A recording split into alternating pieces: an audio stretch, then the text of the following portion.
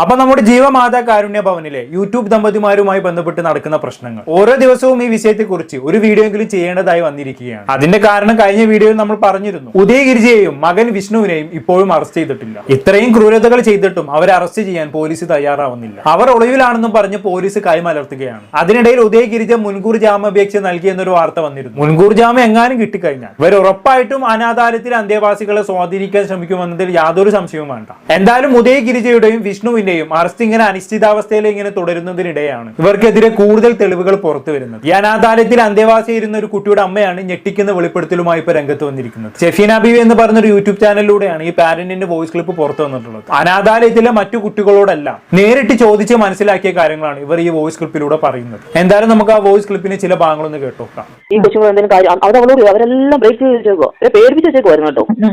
നമ്മൾ ചെല്ലുമ്പോൾ നമ്മളോട് സംസാരിക്കാതിരിക്കാൻ വേണ്ടി എന്റെ പൊന്നു മേലെ സത്യം കേട്ടോ, ദൈവദൂതനാണ് നിങ്ങളൊക്കെ.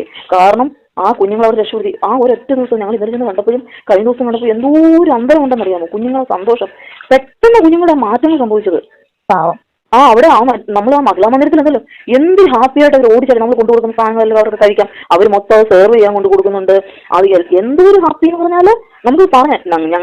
അതാണ് യാതൊരു കാരണവും ഇല്ലാത്ത ജീവമാതാ കാരുണ്യ ഭവനിൽ നിന്ന് മാറി താമസിച്ചപ്പോ തന്നെ കുഞ്ഞുങ്ങളിൽ നല്ല മാറ്റം സംഭവിച്ചിരുന്നു എന്നുള്ളതാണ്. എല്ലാവരും നല്ല ആക്റ്റീവായി ഓടിച്ചാടി കളിക്കാൻ തുടങ്ങി. നല്ല ഭക്ഷണവും വസ്ത്രവും കെയറിങ്ങും കിട്ടിയാൽ തന്നെ കുട്ടികൾ ഉഷാറാവും. ജീവമാതയിൽ അതൊന്നും കുട്ടികൾക്ക് കിട്ടാറുണ്ടായിരുന്നില്ലല്ലോ. ജീവമാതയിൽ കുട്ടികളെ വിസിറ്റ് ചെയ്യാൻ പോകുമ്പോൾ കണ്ടിരുന്ന കുട്ടികളെല്ലാം ഇപ്പോൾ എന്നുള്ളതാണ് ഇവർ പറയുന്നത്. കുട്ടികളുടെ ആറ്റിറ്റ്യൂഡ് തന്നെ മാറിപ്പോയി. എല്ലാവരും നല്ല ഹാപ്പിയായി. അപ്പൊ ഇത്രയും കാലം ആ കുട്ടികൾ എത്ര അനുഭവിച്ചിട്ടുണ്ടാവും എന്നുള്ളതൊന്ന് ആലോചിച്ച് നോക്കി. ബാക്കിയാണ് നോക്കാം. സായിപ്പ് മദാമി വന്നായിരുന്നു. ഈ സായിപ്പ് മദാമി വന്നപ്പം ഈ കൊച്ചുങ്ങൾ ഈ 3 പിള്ളേരെ എല്ലാം അടയ്ക്കാൻ ഇരിക്കുന്ന കൊച്ചു കൊച്ചു പിള്ളേരാ.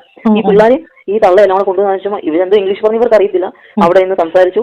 പിന്നെ ഈ സായിപ്പ് എല്ലാം കൂടെ പോയി ഒരു കെട്ട് സാധനം കുഞ്ഞുങ്ങൾക്ക് വാങ്ങിച്ചുകൊണ്ട് കൊടുത്തു. അതിനകത്ത് പാവയുണ്ട്, തുണിയുണ്ട്, വേറെ എന്തൊക്കെ പാക്കറ്റിനകത്ത് ഇവർക്ക് അറിയത്തില്ല. ഇത്രയും സാധനം വാങ്ങിച്ചുകൊണ്ട് വന്നു. ഈ പിള്ളേരെ ഈ സായിപ്പിനെ മുമ്പ് വെച്ച് തന്നെ സായിപ്പിനെ പൊട്ടിച്ച് മദാമിയും കൂടെ ചേർന്ന് ഈ ഉടുപ്പെടുത്ത് കാണിച്ച് ഇങ്ങനെ ചേർത്തൊക്കെ വെച്ച് അതൊക്കെ ചെയ്തു. ഇതെല്ലാം പോയപ്പോൾ എന്ത് ചെയ്യുന്നു, ഈ പണ്ണ പെണ്ണുമ്പോൾ അത് മൊത്തം എടുത്ത് ഇതുവരെ അത് കൊടുത്തിട്ടില്ല അവർക്ക്. എനിക്കത് അതും പോട്ടെ, ഈ ഓരോരുത്തർ പണ്ട് കാലങ്ങളിലൊക്കെ ഇപ്പൊ ഓരോരുത്തർ പുതിയ തുണികളൊക്കെ അവിടെ കുഞ്ഞുങ്ങൾ കൊണ്ട് കൊടുക്കുന്ന പറഞ്ഞ് കൊടുക്കുമെന്ന് അവിടെ കൊണ്ടുവന്നു. ആ തുണികളെല്ലാം ഇവർ താമസിക്കുന്ന ഒരു ഗോഡൌൺ ഉണ്ടെന്ന്. ആ ഗോഡൌണിനകത്തോ കയറ്റിയിട്ടേക്കുന്ന തുണികൾ. എന്നിട്ട് ഈ പ്രശ്നങ്ങൾ ഇത്രയായി കുഞ്ഞുങ്ങൾ കൊടുക്കില്ലാതെ വന്നല്ലോ. ആ സമയത്ത് അവിടെ നിന്നൊരു സ്റ്റാഫ് പറഞ്ഞു, രമ്യ ബാ ഞാനത് തുറന്നു തരാം, എനിക്ക് ഇഷ്ടമുള്ള തുണികൾ. ഇപ്പൊ ഇവിടെ ആരുമില്ല, അവിടെ ആരും ഇല്ലല്ലോ. അവൾക്ക് ആവശ്യമുള്ള തുണികളൊക്കെ അതിനകത്ത് നിർത്തണം. പോട്ടെ, ആ കൊച്ചിന് ബ്രേസർ ഈ പോകുന്നിട്ട് ഞാനും അതിന്റെ ചേച്ചിയും കൂടെ ചേർന്ന ബ്രേസറും അടിയിൽ നമ്മുടെ സാധനങ്ങളെല്ലാം വാങ്ങിച്ച് ഞങ്ങൾ അത് അന്ന് കൊടുത്തു വിട്ടുണ്ടാ. നേരത്തെ കൊണ്ടു കൊടുത്താൽ ഇവർ കൊടുക്കത്തില്ല, ഞങ്ങൾക്ക് മനസ്സിലായി. ആ അവസാനം ഇവർക്കൊന്നും ഇതിന്റെ ഹുക്കെല്ലാം പോയി. ഈ കൊച്ചി എന്ന് പറഞ്ഞ മേഡം എനിക്ക് ഇന്ന സാധനങ്ങളില്ല, ഇല്ലെങ്കിൽ അതൊന്നും ഇടണ്ട.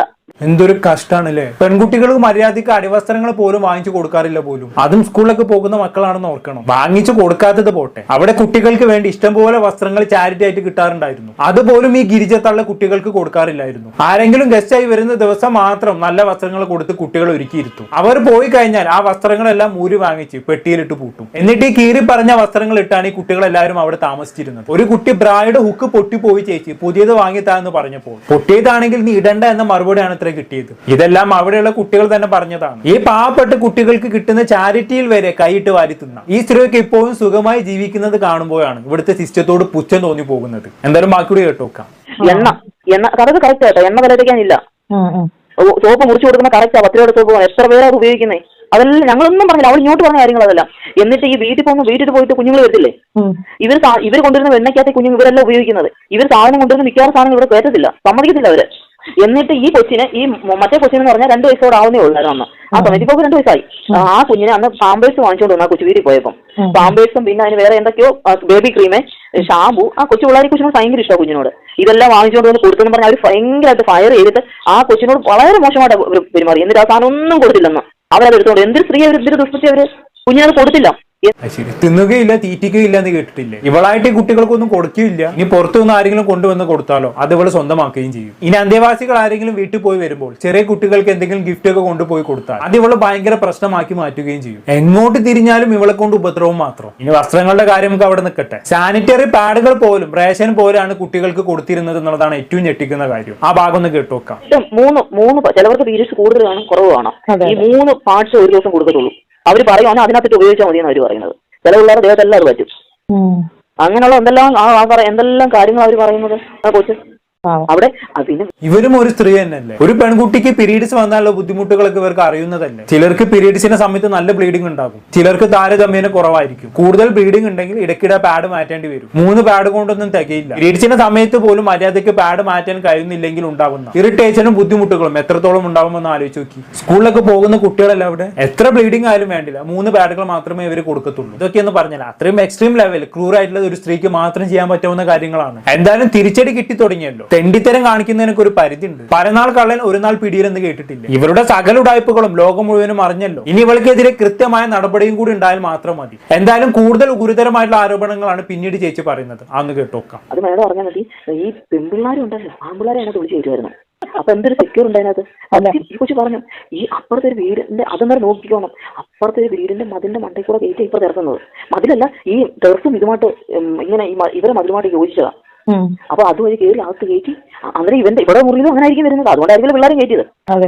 ആ അങ്ങനെ പറയും ഇവിടെ ആണുങ്ങൾ വരുന്ന എല്ലാം. എന്നിട്ട് ആ പെണ്ണ് പറഞ്ഞായിരുന്നു, ഈ കൊച്ചി ഇവരെല്ലാരും പറഞ്ഞു അവളെ ഞാൻ ഈ അനാമിക എന്ന് പറഞ്ഞപ്പോ എന്ത് പ്രശ്നം ഇവർക്ക് കൂടുതലൊന്നും അറിയത്തില്ല.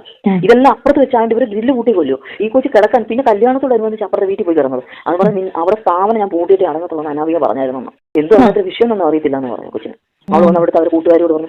ഓക്കെ, അതായത് ഒരു അനാശ്വാസ കേന്ദ്രം പോലെയാണ് ഈ അനാഥാലയം പ്രവർത്തിച്ചതെന്നർത്ഥം. വേലി തന്നെ വിളവ് തിന്നാൻ തുടങ്ങിയാൽ പിന്നെ അങ്ങനെയല്ല വരൂ. ഡയറക്ടർ മാഡം രാത്രി CCTV എല്ലാം ഓഫ് ചെയ്ത് സ്വന്തം റൂമിലേക്ക് ആളെ കയറ്റുന്നത് കണ്ടല്ല കുട്ടികൾ വളരുന്നത്. മാഡം CCTV ഓഫ് ആക്കുന്ന ദിവസങ്ങളിൽ കുട്ടികളും ഇതേ തന്ത്രം തന്നെ പ്രയോഗിച്ച് കാണണം. ചോദിക്കാനും പറയാൻ ആരില്ലല്ലോ. സ്വന്തം മക്കളെ ഇതേപോലെ അനാഥാലയത്തിൽ കൊണ്ട് ചെന്നാക്കുന്ന മാതാപിതാക്കൾ ഇതെല്ലാം കേൾക്കുന്നുണ്ടല്ലോ അല്ലെ. നിങ്ങൾ ചിലപ്പോൾ നിങ്ങളുടെ ദാരിദ്ര്യവും ബുദ്ധിമുട്ടും കൊണ്ടാകും മനസ്സില്ല മനസ്സോടെ സ്വന്തം മക്കൾ ഇത്തരം സ്ഥാപനത്തിൽ കൊണ്ടാക്കുന്നത്. പക്ഷെ ഒരു കാര്യമില്ല, പല സ്ഥാപനം ഇതുപോലെയൊക്കെ തന്നെയാണ് പ്രവർത്തിക്കുന്നത്. കുറച്ച് ദാരിദ്ര്യം ഉണ്ടെങ്കിലും സ്വന്തം മക്കളെ നിങ്ങളുടെ കൂടെയൊക്കെ തന്നെ വളർത്താൻ ശ്രമിക്കുക. ഇനിയിപ്പോ ഒരു നേരം ഭക്ഷണം കഴിക്കാൻ സാധിച്ചില്ലെങ്കിലും കുഴപ്പമില്ല, ഇത്തരത്തിലുള്ള സ്ഥാപനങ്ങളിൽ കൊണ്ട് ചെന്നാക്കി മക്കളുടെ ഭാവി തുറക്കുന്നതിനേക്കാളും എത്രയോ നല്ലത് നിങ്ങളുടെ കൂടെ തന്നെ വളരുന്നത് തന്നെയാണ്. എന്തായാലും ബാക്കിയോട് കേട്ട് നിർത്താം. ഈ പെണ്ണ് മഹാപെണ്ണ കേട്ടോ, ഈ അനാമിക എന്ന് പറഞ്ഞ പെണ്ണേ, അവളായിരുന്നു ഇവിടുത്തെ ചാരത്തി. മഹാപെണ്ണ കൊച്ചു, ഒരു മനുഷ്യത്തില്ലാത്ത കൊച്ചാ കൊച്ചു. അതുകൊണ്ട് അനുഭവിച്ചത് എല്ലാം എന്തായാലും കിട്ടി. ഇനി സാധനം നടത്തൂ. ഇനി പെൺകുട്ടികളെ ഒരിക്കലും ഇല്ല ഇത്രയും ക്രൂരിറ്റി കാണിച്ച് അവർക്ക് കൊച്ചുങ്ങളൊക്കെ കൊടുക്കണം. എങ്ങനെയാണ് അമ്മമാരെ സേഫ് ആക്കണം. ഈ അമ്മമാർ ഇനി അവിടെ വിട്ടു കൊടുക്കും. അത് വിട്ടു തരണ്ടേ? അമ്മമാരെ ഉപദ്രവിച്ചതിന് തെളിവുണ്ടല്ലോ. ഐ വിറ്റ്നസ് ഇരിക്കല്ലേ, കുട്ടികളെ ഉപദ്രവിച്ചത്. ശരി, അവർക്കൊന്നും ഫുഡൊന്നും കൊടുക്കത്തൊന്നുമില്ല. ഇത് ശരിയാ. അവർ ഈ കൊച്ചും പറ അവിടെ വൃത്തിയാക്കാനും കഷ്ടം. ഈ കൊച്ചിനെയും കൊണ്ട് ഈ കൊച്ചിന് വന്നാൽ ഈ വാദം ഉണ്ടായിട്ട് ഈ വിരലുകളെല്ലാം നമ്മൾ ചോറ് ഉരുട്ടുന്ന നമ്മളിങ്ങനെ കൈ ഇങ്ങനെ ഇരിക്കത്തില്ല, ചോറ് ഉരുട്ടാൻ വരുന്നത് അതുപോലെ ഇരിക്കും. ആ വേസ്റ്റുകൾ ഇവരെ പാർട്സ് പീരീഡ്സ് കഴിഞ്ഞുള്ള പാടുകൾ മൊത്തം കത്തിക്കാൻ ഈ കൊച്ചിനെ ഏൽപ്പിച്ചേക്കുന്നത്. അതെ, കിച്ചൺ ക്ലീൻ ചെയ്യാൻ അങ്ങനെ വേസ്റ്റ് എന്തുണ്ടെന്ന് അറിയുമ്പോൾ എടുത്തോണ്ട് കളയാനൊക്കെ ഒന്ന് ഈ കൊച്ചിനൊന്ന് വയ്യാത്ത വെച്ചൊക്കെയാ. എന്നിട്ട് അന്ന് ആ കൊച്ചിപ്പോ ഒരു 1.5 വർഷമായി. ആദ്യ സമയത്ത് ഇവർ ഗ്ലൗസ് ഒന്നും കൊടുക്കാത്തൊക്കെ സത്യമായി. കൊച്ചിനൊന്നും കൊടുത്തിട്ടില്ല. അമ്മമാരുടെ മലവും മൂത്രങ്ങളെല്ലാം കൈകൊണ്ടായിരുന്നു ഇവർ പോയിരുന്നത്. ആ തുണിയും പേപ്പറൊക്കെ വെച്ചായിരുന്നു ഉപയോഗിക്കുന്നത്. അതൊക്കെ ഒരു വൃത്തികെട്ട രീതിയിലായിരിക്കും കിടക്കുന്നവർ. അത് എന്തോ 26 വയസ്സുള്ള കൊച്ചൊക്കെ എന്തോ ചെയ്യാൻ അതിനകത്ത്. അതൊരു നെത്തോലി പോലും ചെയ്യുന്നു. ആരോഗ്യം ഉണ്ടോ? 3 പിള്ളേരുണ്ടെന്നേ ഉള്ളൂ. അതിനെ കൊണ്ടൊക്കെ കിടന്ന് കഷ്ടപ്പെടുത്തുന്നത്.